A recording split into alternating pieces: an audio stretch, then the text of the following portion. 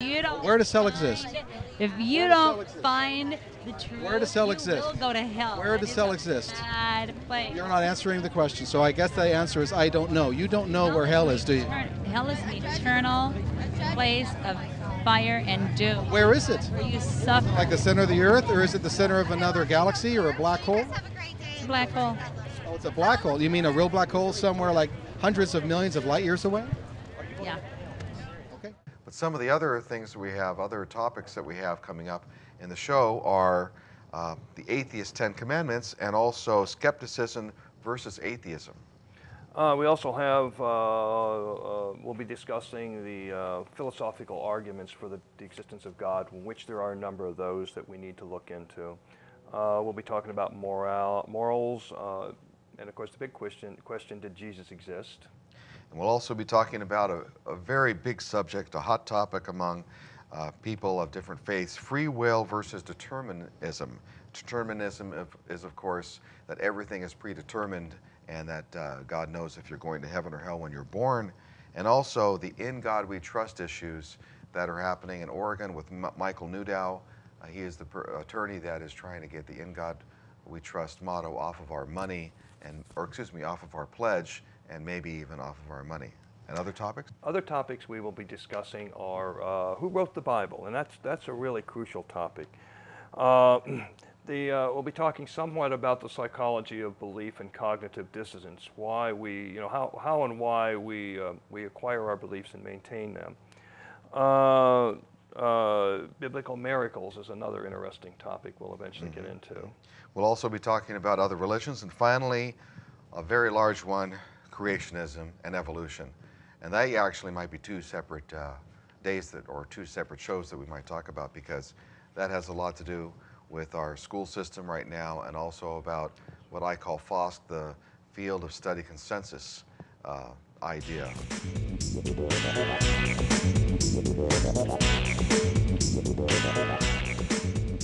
Both of you for a tremendously stimulating debate, and Dr. Orlowski, you've been a hero of mine for many years, and part of what spurred me on to government service. But this is a question for the other side.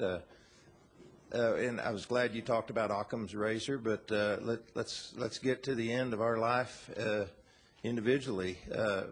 How do you answer Pascal's wager as far as I've never heard an anti-theist explain, maybe a short explanation of Pascal's wager. Will be short. Yeah.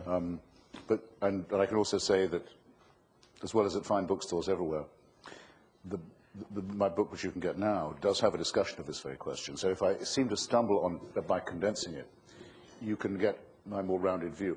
Pascal's wager, in case it's not known to you, comes from Blaise Pascal, who addresses his pensée to the one who is so made as that they cannot believe. That's me. And he says, well, let me put it to you like this. What have you got to lose? If you bet God exists and loves you and you're wrong, you're no worse off than you were already.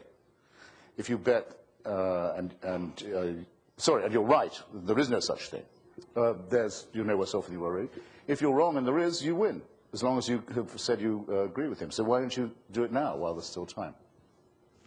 I have two comments on this. One, religious hucksterism of the cheapest, vulgarest, nastiest kind it's possible to imagine. He says, what do you got to lose? I've got a good offer for you. Come into my used car lot. Come on, baby, just lie a little, and you never know. No, don't talk to me like that, and don't call it piety when you do, or be prepared to have piety despised. Second, Bertrand Russell, when asked this question, said that if confronted with his maker, he would say, I used to be able to do his accent, oh, Lord, you did not give us enough evidence.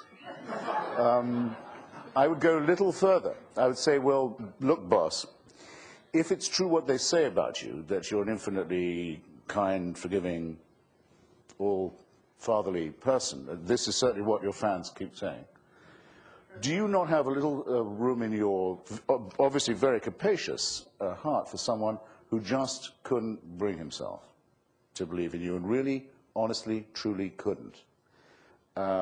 As opposed to someone who won't spend half their life on their knees making fawning professions of faith because Pascal told them it was a good bet. Which of us is the more moral? Which of us is the more honest? Which of us is the more courageous? Which of us has the bluest eyes and is the most sexually attractive? Which of us has the real charisma here? I'm just only asking. Be extended a little bit. Like, take the position of you and I not believing in the Loch Ness Monster, and consider that if the Loch Ness Monster does exist and we don't believe in the Loch Ness Monster, we burn in hell eternally. However, if we don't believe in the Loch Ness Monster and he doesn't exist, then we're okay. Oh, so what you're doing... doing... From a theoretic standpoint, and the two of you being middle-aged, slightly overweight men, wouldn't it be better for you to play it safe? I don't know that he actually qualifies for the slightly overweight, but what you're actually... quite a bit. What you're actually doing with that is making an appeal to Pascal's Wager, which is basically saying that, you know, if the Christian is right, and by the way, I don't believe for a second that you're an atheist, but if the Christian is right... Or that we're at the Richard Dawkins then they get to go to heaven forever, and they, you know, they've lost nothing. But if we're right, nobody's lost anything because we're all dead. And Pascal's Wager fails on every single level. It's a false dichotomy. It ignores all the other possible religions. It ignores other heavens. It ignores other hells. It makes the claim that worshiping, believing costs you nothing when that's not true. If this is the one and only life you have, then every minute that you've spent believing, worshiping, every dime that you've spent in deference to a God is wasted. So there's not a no-loss situation at all. And also, just because you happen to believe in one particular God doesn't mean you've avoided the hell of some other one. It's flawed start to finish, whether you use the Loch Ness Monster or Jeebus.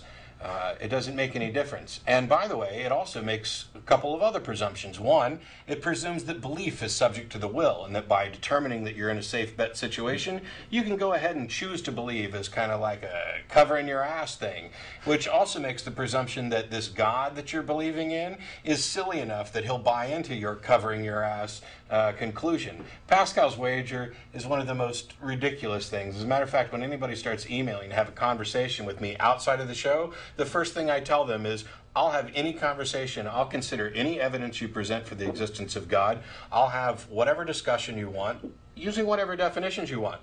But the second you bring up Pascal's Wager, the conversation's over. And so goodbye. My name is Bruce Gleason. And my name is Vaughn Reese. And I hope you've enjoyed the show. Again, if you have any comments, please email us at ocatheists@backyardskeptics.com. You can see it at the bottom of the screen here. And you can also leave a message on our phone number, our answering machine, 714-998-8682. Thank you, Vaughn. Thank you, Bruce, and see you the next time. See you next